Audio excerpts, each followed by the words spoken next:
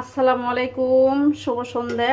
কলিজার ভাই বোনেরা সবাই কেমন আছেন? আশা করি আছেন ভালো। আপনাদের দোয়ায় আমি ভালো আছি। সন্ধ্যার টাইমে আসরের নামাজ পড়ে রুটিগুলো বানাইছিলাম। এখন বলা শেষ হয়ে গেছে। তো এখন ভাজার পালা। তো এখন অলরেডি মাগরিবের আজান দেবে, তাড়াহুড়ো করতেছি। নামাজ তো পড়া লাগবো, মুসলমান।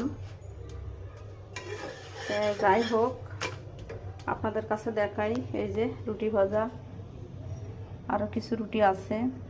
কয়েকদিন থেকে রুটি বানাই নে, বানাবো করি অলসতা।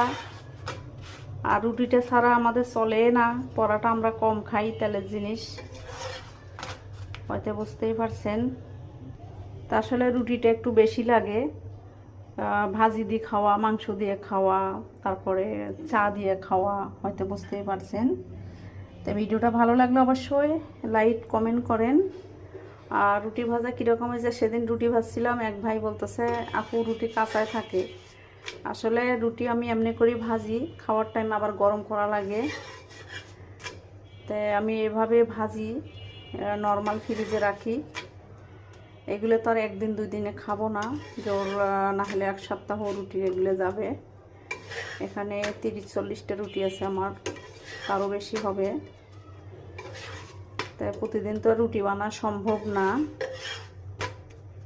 হয়তো বুঝতেই পারছেন। রুটি বানাইতে অনেক কষ্ট আছে ভাই বোনেরা, অনেক কষ্ট আছে,